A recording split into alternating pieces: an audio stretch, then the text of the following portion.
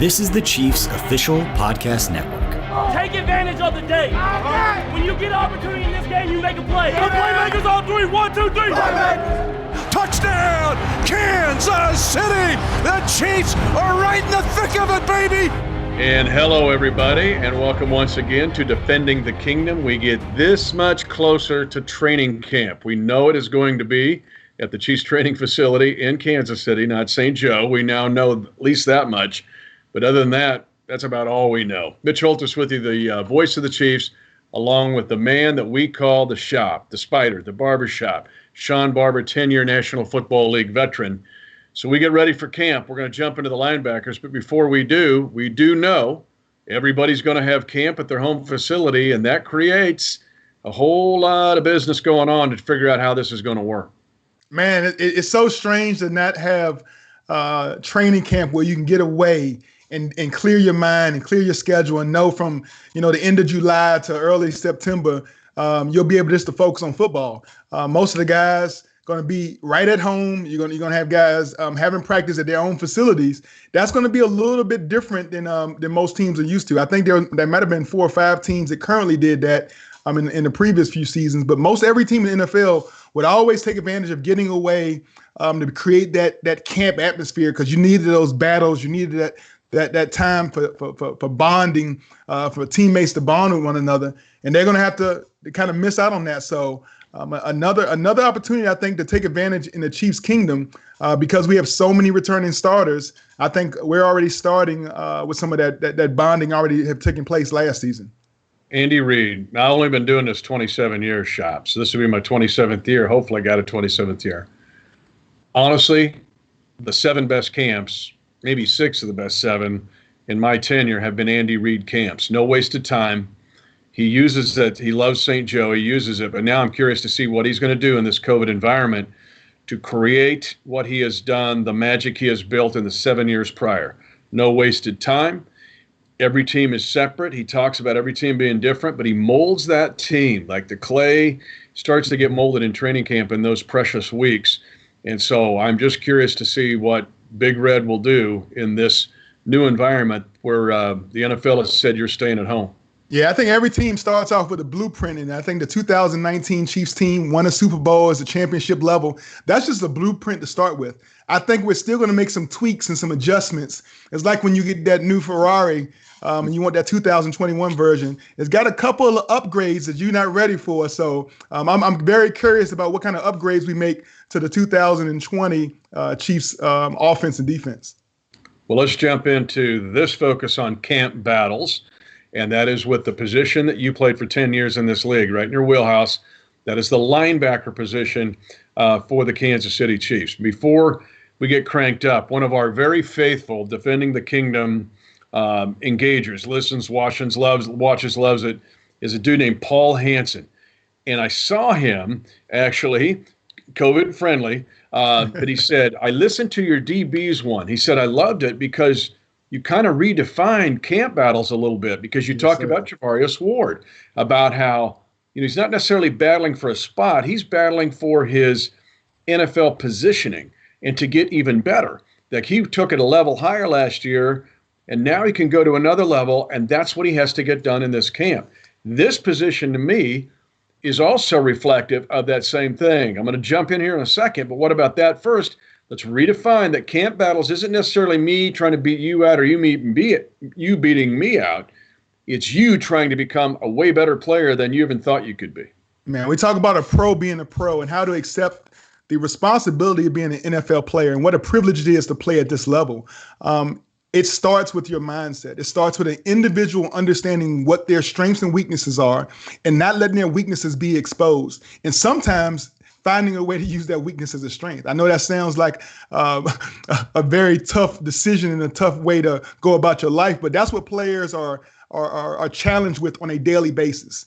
Do not let yesterday be better than today. Don't let your good prevent you from being great. Continue to have a growth mindset in everything you do when it comes to your abilities on and off the football field. And you have to do all that stuff in a split second. There is no learning curve. No one's waiting for you. This championship train is going to keep rolling from stop to stop to stop. And it's about which players can get rolling and get going on Andy Reid's level and the pace that we play and perform and be able to add to what this team has already achieved. We've achieved so much over the last 3 or 4 seasons that the expectation, the bar is already set so high here in Kansas City. We got to have players that are willing to come into camp, challenge themselves on a daily basis to get better, fine-tune, detail their work. Those are the kind of conversations you're having in every position, in every team meeting, in every talk between player and coach. And the players that can accept that challenge and then go to work, go to camp and go to work on their own body of work, get better, hone their skills. That's going to be the type of players that end up with starting positions in the 2020 season. That being said, that segues nicely into where I'm going to jump into first, and it's a peculiar place, and it's Damian Wilson. Now, hear me out on this. I'm going to throw some stats out here. First of all, here's why he's intriguing to me in this conversation. Damian Wilson out of Minnesota was drafted by the Cowboys in the 4th round of the 127th pick. Shawn Barber was drafted out of the University of Richmond in the 4th round with the 113th pick. So you catch my drift? Yeah. We're from the same, cut from the same cloth. Same deal. Now, let's just go over Damian Wilson here, because Damian Williams, the running back, is called Playoff Damian. You could argue Damian Wilson on the defensive side became Playoff Damian. To me, in watching him, his best football were in the 3 playoff wins of the 2019 season. Here we go. Houston. He only played 38 plays. Wasn't in on some of the sub downs. 8 tackles, tied for the team lead. Key point. Chiefs are down 24-7. He makes a play holding Carlos Hyde to a 1-yard run on 2nd and 5, down 17.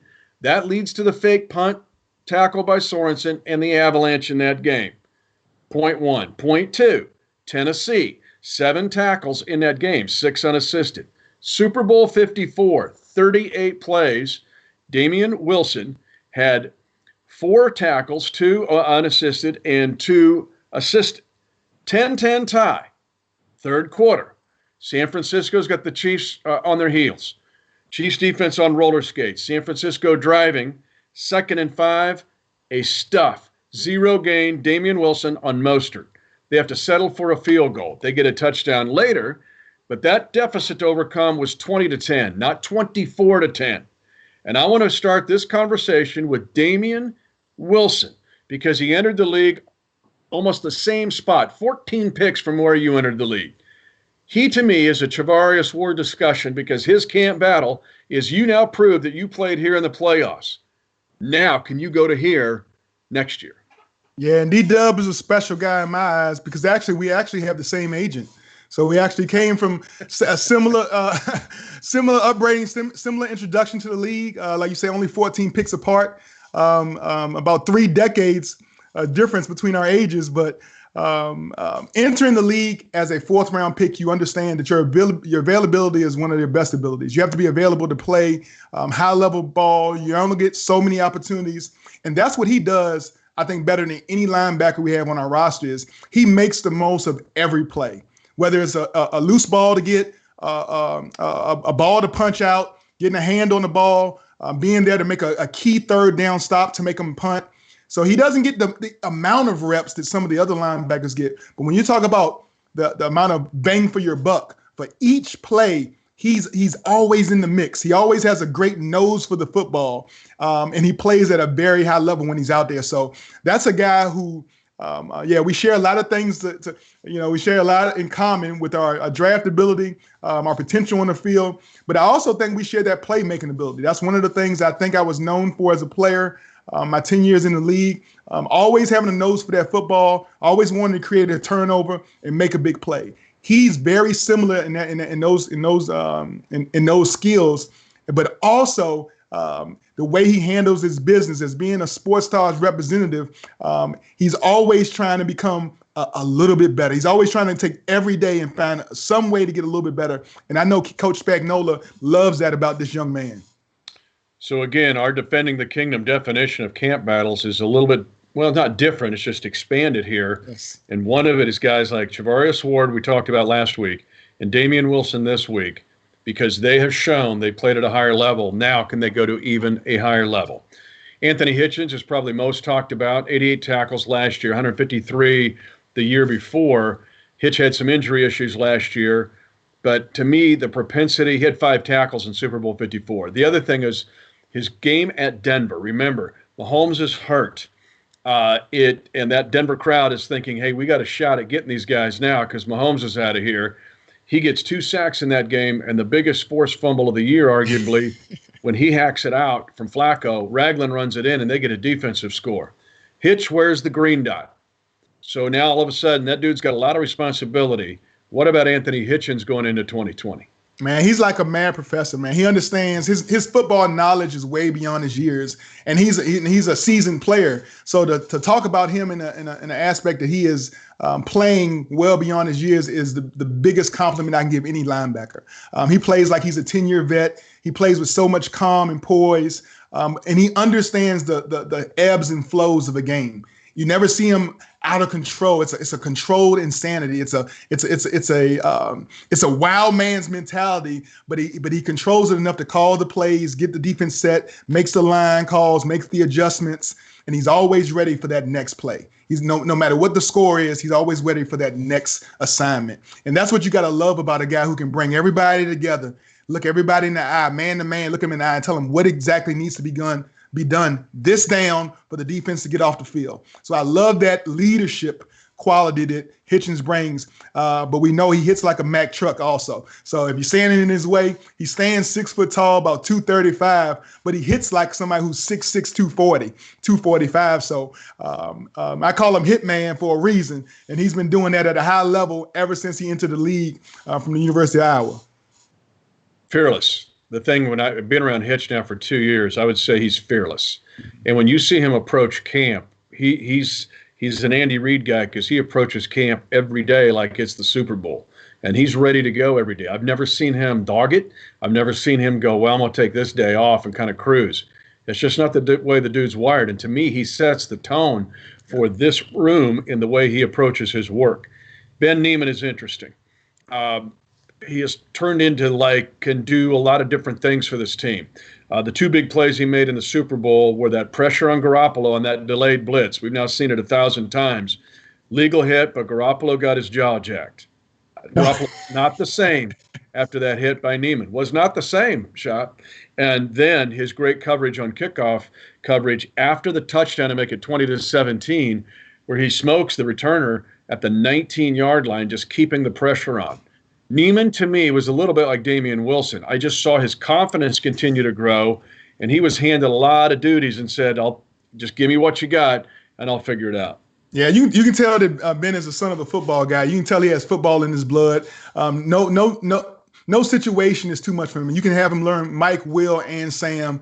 He understands football. He's an instinctive player. And that's one of the things I've said, even after watching him during camp a season ago. I said he was the most instinctive player we had on our ball team as a rookie. It's just certain way he fits into plays. He knows when he sees a pull and double, he sees flashes of color in front of him. He doesn't have to see actual players pull or down block. He sees things as a screenshot. It's a flash of color, and that tells him where he needs to input himself as a middle linebacker or as an outside linebacker. He just has a tremendous feel of the game. And we talk about some of the great hits we've seen over the last few years. That Ben Niemann hit on Garoppolo reminds me of a lot about when DJ. Yeah. Our guy Stupid DJ hit Mariota and separated the ball from him. Somehow that was called forward progress. We still think that's probably one of the worst calls in Chiefs history. But that type of mentality of knowing when the green dog, when you add on, your guy blocks, you add on to the rush. It takes a certain amount of confidence in your ability and understanding the entire defensive philosophy to understand when you can do that. And when he pulls that trigger and goes, he has that 6'4", 235, 245-pound frame to make the most of all his God-given abilities. And he's done that. Again, another guy from Iowa, great historic for linebackers coming out of Iowa, knows football. I think my former coach had a chance to coach him for a few years, Coach Jim Reed, who was with Iowa's defensive program when they was ranked top 10 defensively year after year after year. So he's been doing a great job since entering the league as far as just knowing his job, knowing what his role is on every defense, including the special teams, because that's where he was making a serious impact on our ball team. Shop, to me, people say, well, hey, he ain't Ray Lewis and he's not Brian Urlacher. Yeah, he knows that. He knows that. But he goes, here's what Ben Neiman does for you to help you win football games. He knows he's not Ray Lewis, but he also knows what Ben Neiman can do to fit in to this defense and in special teams, because this dude helps us win football games. Dorian O'Daniel is interesting to me because we saw at the end of the year, we saw flashes the year before, and again, he's this hybrid guy. Again, some similarities to your game. He's got the athletic ability to cover, can turn his hips. He is not afraid, though, to come up and attack a ball carrier or put a hit on you. But I'm interested in him in this training camp to watch him, because I saw maybe Matt House and Spags get a little more confidence in him as the season went on. It's always interesting to see what happens when coaches start talking positively into players. An expectation of, man, we have belief in you. We have faith in you. We know you can do X, Y, and Z, instead of constantly telling the guy that he's not aligned in the right place or he doesn't understand these things. It's just a way of talking and communicating with a player so that he also believes that belongs at this level and can play at this level. I think when Coach Spags got here, he had a guy that was a little broken, a little bit his confidence in his abilities, not knowing exactly what packages he was going to be on and where he actually fits on this team was something that I think DOD, Dorian, struggled with at the end of Bob Sutton's tenure here. But now we see there's a role for Dorian O'Daniel. It starts with the special teams. It starts with the sub package. And what we've seen in the NFL is that your sub package is what you're in 70% of the ball game. So a guy that can really excel when it comes to the passing down, his passing coverage, his ability to cover the running backs out of the backfield. We know how special some of the running backs are. We play year in and year out. The ability to do that at a high level and shut them down is something that every team needs multiple guys on their roster that can do that at a high level. And Dorian O'Daniel is the guy that I think is the more he learns about his fine-tuning his game and really become a master of certain techniques involved in certain defenses, he will definitely take his game to the next level. And that's one of the guys I am most excited to see during training camp, because now it's year 3 for him, and it's kind of like that. Either is where the road hits the rubber, right? It's the rubber hits the road. It's time for that guy to come and let us know what DOD actually brings to the Chiefs on a championship team and what he's going to bring to the 2020 season. I think everybody in the building is excited about seeing that kid when he comes back. Shop, you speak some wisdom when a coach can speak into a player from a positive standpoint and make them think that they're different. This is going to be next week, but we're going to get into Tano Passanio, because when you were going through that description, to me, Tano blew up in my screen. That's next week's show. But to me, he is in that category because he became a real contributor to a world champion team because of the very thing you said. Now, with DOD's game, it segues perfectly into Willie Gay Jr.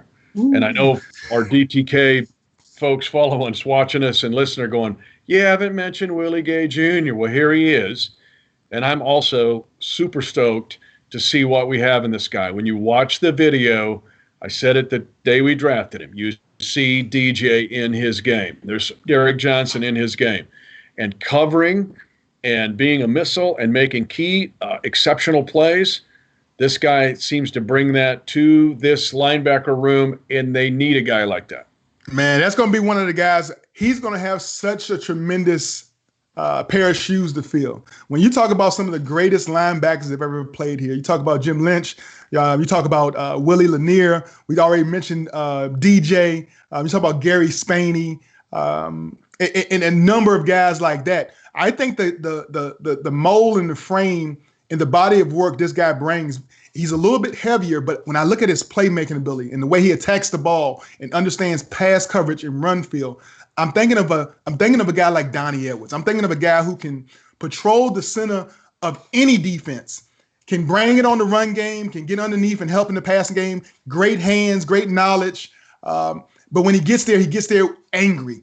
he always inflicts pain on people when he hits them. And I think Donnie did that at a great level for a long time here at Arrowhead Field, at Arrowhead Stadium. So that's the guy who I'm looking forward to just seeing how he learns the game. He learns the game, understands his role, but is able to just maximize his opportunity, make an immediate impact on his defense, because there's room for our rushing attack, our rushing defense to really take some leaps and bounds. If we can get a linebacker that can definitely fill a hole, shed blocks, and go make tackles. We got some guys to play it well, but a guy that can play it in an all-pro level, I think Willie Gay Jr. might be that guy. I'm with you. But if we don't mention Bobby Bell in this discussion, he's going to walk out of that closet over your left shoulder and walk in and box your ears. And then he's going to step out behind this curtain I got behind me and box mine. Bobby Bell. We got you, Bobby. So we didn't forget about you, brother, because he kind of fits. He was way ahead of his time. Yes, he was. I love your Donnie Edwards analogy because Donnie was ahead of his time too. But let's just bring this up with Willie Gay Jr. because we think about him being an attacking player. But his coverage skills, he had a 91% Pro Football Focus grade his sophomore year at Mississippi State when he played the entire year. But I think of this, let's just take this division. Eckler, Melvin Gordon, and Lindsey with the Broncos. You look at Josh Jacob with the Raiders. And this is stuff you had to cover in your career. The arrows out of the backfield, the circles, the F post, a little bit deeper route. And you got to cover those guys as a linebacker. And those have become very effective plays, not only for the Chiefs, but for our opponents. So when you get a Willie Gay Jr. or perhaps a Dorian O'Daniel, we've seen it even with Ben Neiman, the pressure that's on the linebackers now in this league to cover the circles, the arrows, the F posts, and to cover from that 5 to 7, maybe to 12 yards to 15 yards, what that can bring to this linebacker room if Willie Gay Jr. can do that. Man, I always talked about being the hammer and not the nail. And so you got to decide in your career which one you're going to be. You're going to be the guy that inputs and presses and slams that hammer down and forces that force and pressure, or you're going to be the guy that accepts it. There are a lot of linebackers in our league that act like they're the nail. They allow the offensive guy to dictate how they're going to release, when they're going to release, and where and what time and how they're going to run the routes. But then you have a set of linebackers that they bring that pressure on that quarterback just enough to make that running back hesitate. Because that running back and tight end are always responsible for your linebackers. There's always a blitz pickup or a hot pickup where those running backs have to check right before they leave. And that's the intimidation factor that a guy like Willie Gay can bring to a defense where the offensive coordinator in that running back room and the opponent's running back room are always going to be like, we can't let this guy have a free shot on our quarterback. If he has a free shot on the quarterback, he might put him out for the year. And so every running back we play has to check Willie Gay before he leaves. He has to check the hitman before he goes out on his route. He has to know that those two guys aren't coming free to kill our quarterback before they get out in their routes. And usually that hesitation allows the defensive line to get there.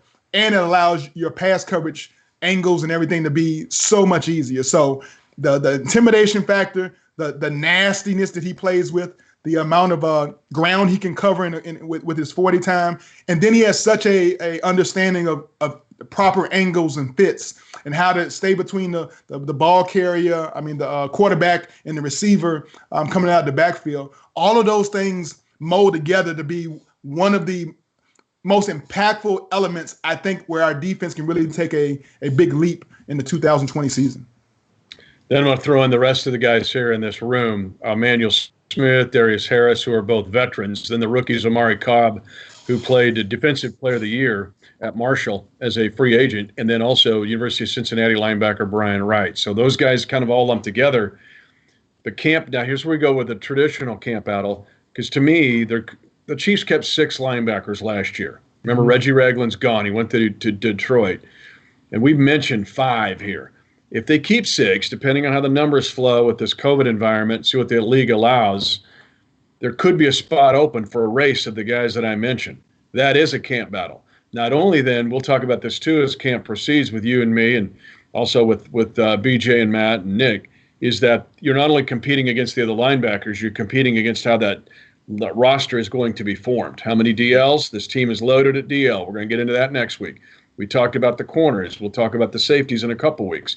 But there may be a spot here for one of those guys to flash out of nowhere, but they're also competing against, hey, they got to show, and particularly Dave Tobe, that they can be the kind of players that Pringle was and Neiman was in the Super Bowl in making those coverage plays. Yeah, and you know, the guys that jumped in my mind are a guy like Danny Clark, a guy like Dhani Jones. These are guys that were super versatile, extremely effective on special teams. Not only could play outside linebackers, maybe a middle and sub packages, but also could put their hand in the dirt and bring immediate pressure off the edge.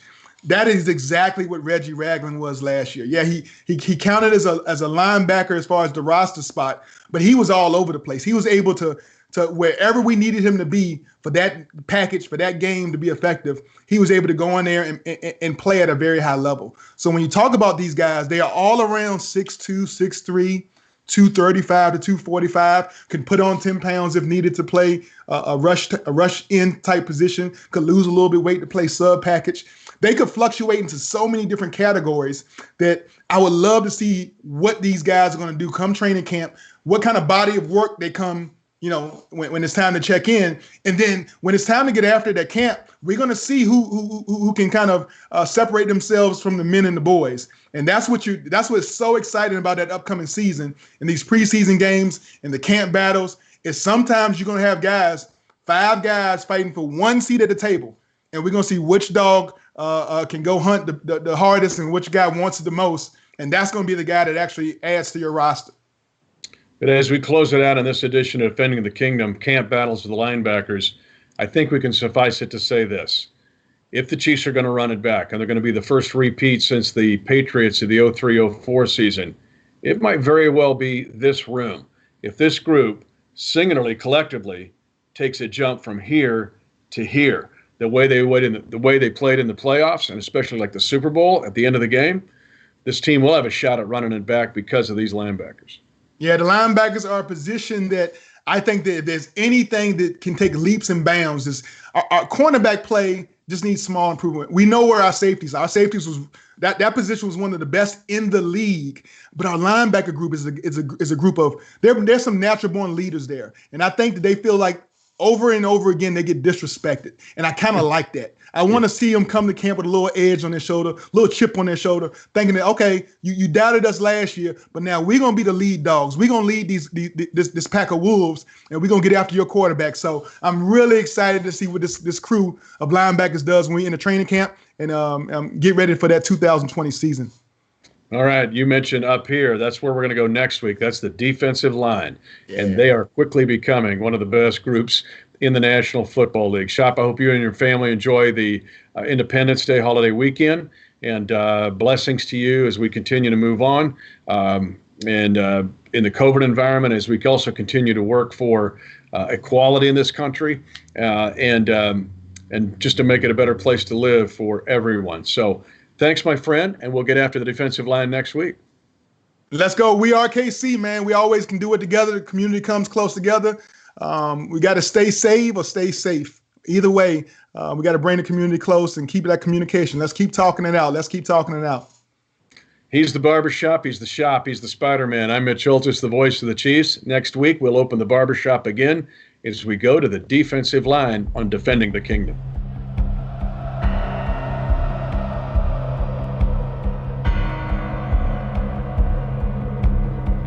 Thanks for listening to the Chiefs Official Podcast Network.